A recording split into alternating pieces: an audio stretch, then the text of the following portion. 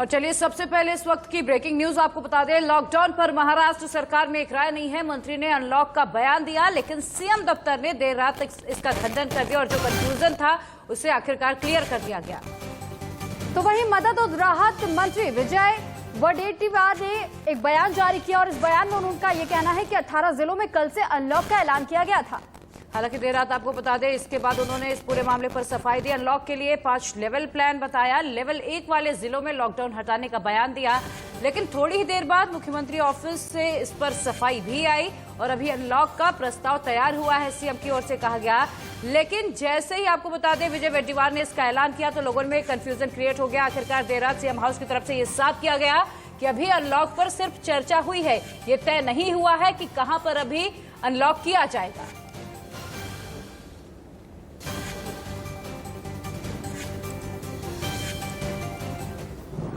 तो वहीं सीबीएसई की 12वीं की परीक्षा रद्द किए जाने के बाद अब यूपी बोर्ड, इंटरमीडिएट और महाराष्ट्र 12वीं बोर्ड की परीक्षाएं रद्द कर दी गई हैं।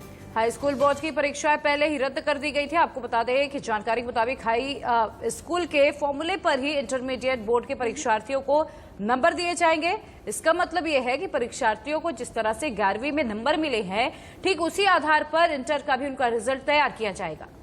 दरअसल यूपी बोर्ड विश्व का सबसे बड़ा बोर्ड है, 100 साल का इतिहास है, लेकिन पहली बार ऐसा हुआ है जब बोर्ड परीक्षाएं रद्द की गई हैं। यूपी के डिप्टी सीएम ने दिनेश शर्मा ने बताया है कि इस बार 56 लाख से ज्यादा परीक्षार्थियों ने बोर्ड परीक्षा के लिए पंजीकरण कराया था।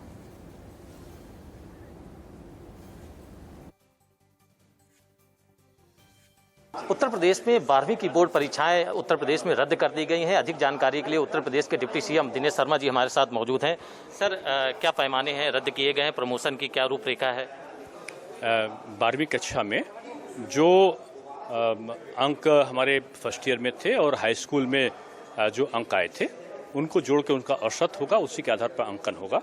अगर कोई अपना इम्प्रूवमेंट चाहता है तो भविष्य में सामान्य परीक्षा के समय वो परीक्षा दे सकता है। यही फार्मूला हाई स्कूल में भी होगा कि 9th का और जो हाई स्कूल में प्री बोर्ड है दोनों का जो औसत होगा उसके आधार पर उसको प्रमोशन। आगे का समय सर क्या होगा? बच्चों को ये जो एडमिशन आगे लेना है उनके लिए कौन सा जुलाई में कब ले सकते हैं? समय सीमा क्या? तत्काल ले सकते हैं। एक अंतिम सवाल आपसे यही है कि यदि जो कोरोना के समय आंकड़े हैं कम हैं, तो आपके मन में कुछ ऐसा चला कि शायद कुछ कम आंकड़े हैं, विचार किया जा सकता था परीक्षाओं में? देखिए, विचार करने का ऑप्शन हमारे सामने था, लेकिन हम बच्चों के जीवन से रिस्क नहीं ले सकते। ये हमारे मुख्यमंत्री जी की नीति है और उसका हमने पालन किया। तो उत्तर प्रदेश से डिप्टी सीएम दिनेश शर्मा जी हैं, जो कि साफ कह रहे हैं कि जो प्रधानमंत्री की मंशा है वही मंशा हमारी भी है और मुख्यमंत्री की मंशा के अनुसार चूंकि बच्चों के भविष्य के साथ और किसी स्वास्थ्य के साथ खिलवाड़ नहीं किया जा सकता है, इसी के साथ इन्होंने आज यहाँ पे लोक भवन में एक बैठक करने के बाद बड़ा निर्णय लिया है और उत्तर प्रदेश में 12वीं की परीक्षाएं रद्द कर दी गई हैं। और जो प्रमोशन की बात है उन्होंने साफ इंडिया न्यूज से साझा किया है। और सबसे अहम सवाल ये कि वो बच्चे अब कब से एडमिशन ले पाएंगे, उसको लेकर भी इन्होंने इंडिया न्यूज से साफ किया है कि वो तत्काल प्रभाव से अब वो आगे से आज से कदम अपना भविष्य के लिए सोच सकते हैं और उनके पास ऑप्शन है और वो अपने आगे के भविष्य के लिए समय तय कर सकते हैं। वीडियो जर्नलिस्ट गौरव गुप्ता के साथ अभिषेक सिंह, इंडिया न्यूज, लखनऊ, उत्तर प्रदेश। वहीं सीबीएसई परीक्षा रद्द होने के बाद पीएम मोदी ने पहली बार छात्रों से बातचीत की और शिक्षा मंत्रालय ने छात्रों और अभिभावकों के साथ वर्चुअल मीटिंग आयोजित की थी और इसमें आपको बता दें अचानक पीएम मोदी भी जुड़ गए। तो ज्यादातर छात्रों ने परीक्षा रद्द करने के फैसले को सही बताया। इस दौरान पीएम मोदी ने कहा कि हेल्थ इज वेल्थ और सर सलामत है तो पकड़ी है। सर टेंशन तब होता है जब कुछ नहीं लगा सर। और युवा की सेहत सबसे ज्यादा जरूरी है, इसलिए इतना बेहतरीन निर्णय लिया गया जिसके लिए हम आपके आभारी रहेंगे आजीवन। लेकिन आप बताइए आपका शुभ नाम क्या? आपका शुभ नाम क्या? Sir Hiteshwar Sharma sir. है जी? शर्मा, पंचकुला से। सर हितेश्वर शर्मा। शर्मा जी पंचकुला में रहते हैं? जी सर। किस सेक्टर में? सर 10 सेक्टर में सर। हैं? 10 सेक्टर सर, 10 सेक्टर 10। मैं 7 में रहता था, बहुत साल तक रहा हूँ वहाँ। आज ही पता लगा सर मुझे। हाँ, मैं वहाँ रहता था। जी सर। सर बहुत आपके यहाँ पे सर, बहुत आपकी सपोर्ट करने वाले लोग सर यहाँ पे आपको देखना चाहते हैं सर लोग दुआ। अच्छा ये बताओ भाई, आप तो 10वीं में टॉपर थे तो पक्का घर में तैयारी होगी, 12 में भी टॉपर करेंगे। अब एग्जाम ही चली गई तो आपका तो सारा रुक गया। सर वही मैं बता रहा था, अपेक्षा है लोगों की, पर मुझे अच्छा लगा सर क्योंकि मतलब अगर मैं परीक्षा देता तो वो प्रेशर बढ़ता जा रहा था, एक सैचुरेशन पॉइंट रीच हो चुका था। और हम देख रहे थे कि इतना सेफ भी नहीं है, और आपने बिल्कुल समय से इतना बेहतरीन निर्णय ले लिया। और मैं मानता हूं सर, जो टॉपर है या जो मेहनत करता है, मेहनत कभी बेकार नहीं जाती, वो ज्ञान हमेशा ही हमारे साथ रहता है सर।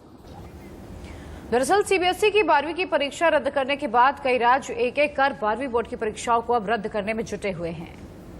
तो वहीं महाराष्ट्र सरकार ने भी 12वीं बोर्ड की परीक्षा रद्द कर दी है। उधर सुप्रीम कोर्ट ने केंद्र सरकार को सीबीएसई और आईसीएसई बोर्ड की 12वीं की छात्रों के लिए मूल्यांकन नीति तय करने के लिए 2 सप्ताह का समय दिया है। चलिए अब ग्राफिक्स के जरिए भी आपको समझाते हैं सिलसिलेवार तरीके से। दरअसल सुप्रीम कोर्ट ने सुनवाई के दौरान केंद्र सरकार की 12वीं की परीक्षा रद्द करने के फैसले पर खुशी जाहिर की, लेकिन पीठ ने कहा कि याचिका का निपटारा तब तक नहीं किया जा सकता जब तक केंद्र एक स्पष्ट मूल्यांकन नीति पेश नहीं कर देता। वहीं केंद्र सरकार का पक्ष रख रहे अटॉर्नी जनरल के वेणुगोपाल ने कोर्ट से पहले 4 सप्ताह का समय मांगा, लेकिन कोर्ट के अनुरोध पर वो 2 सप्ताह में मूल्यांकन नीति पर फैसला लेने के लिए सहमत हो गए। कोर्ट ने 2 सप्ताह के भीतर मूल्यांकन के नियम पेश करने का निर्देश दिया और ये कहा कि कोर्ट मूल्यांकन नीति के हर पहलू की समीक्षा करेगा, ताकि अगर किसी को किसी भी तरह की कोई आपत्ति हो तो उसका हल आसानी से निकाला जा सके। और वहीं पीठ ने कहा कि कोर्ट मूल्यांकन नीति पेश करने के लिए इससे ज्यादा समय नहीं दे सकता, क्योंकि छात्रों को देश विदेश के कॉलेजों में दाखिला लेना है। याचिकाकर्ता ममता शर्मा ने ये अनुरोध किया कि परीक्षा रद्द करने के लिए सभी के लिए एक निर्देश दिया जाए, जो कि राज्यों के बोर्ड परीक्षा पर भी लागू हो और इससे देश के 1 करोड़ 20 लाख छात्रों को राहत मिले।